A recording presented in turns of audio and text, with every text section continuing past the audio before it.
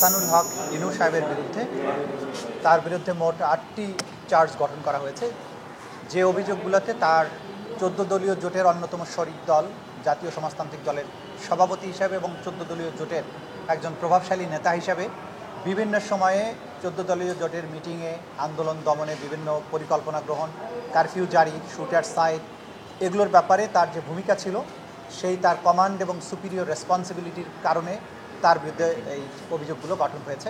তিনি বিভিন্ন সময় উস্কানিমূলক বক্তব্য দিয়েছেন, ছাত্রদেরকে সহিংস, ছাত্রদেরকে সন্ত্রাসী, জামাত, শিবির, বিএনপি এগুলো বলে তাদেরকে হত্যা করাটা যে যৌক্তিক বা বৈধ এই ধরনের একটা ইমপ্রেশন তৈরি করেছেন। বিভিন্ন সময়ে উস্কানিমূলক নানান ধরনের বক্তব্য, প্রেস কনফারেন্সে কথা বলেছেন। তার নানান ধরনের কনভারসেশন আছে বিগত সময়ে যিনি প্রধানমন্ত্রী ছিলেন শেখ হাসিনা তার সাথে টেলিফোনে কথা বলে ড্রোন ব্যবহার করা, হেলিকপ্টার ব্যবহার করা, বম্বিং করা, এইভাবে ছাত্র জনতাকে হত্যা করার যে পরিকল্পনা সেগুলো নিয়ে প্রাইম মিনিস্টারের সাথে তার আলোচনা হয়েছে। তিনি তার সম্মতি জানিয়েছেন, পরামর্শ দিয়েছেন কিভাবে আটক করা উচিত, আটক না করে কোর্টে প্রডিউস না করে জেলে না পাঠিয়ে কি করা উচিত।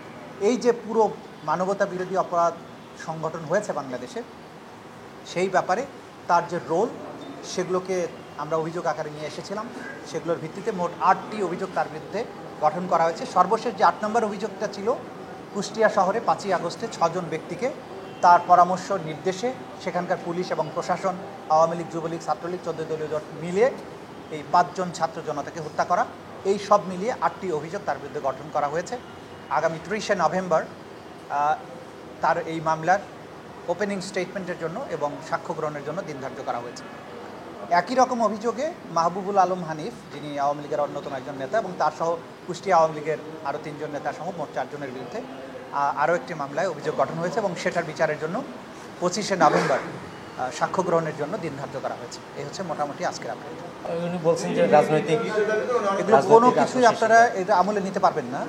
কারণ হচ্ছে আজকে অভিযোগ গঠনের পরে আইনের বিধান হচ্ছে তাকে আসামিকে জিজ্ঞাসাবাদ করতে হয় যে আপনার বিরুদ্ধে এই অভিযোগ গঠন হয়েছে, আপনি কি নিজেকে নির্দোষ মনে করেন নাকি দোষী মনে করেন।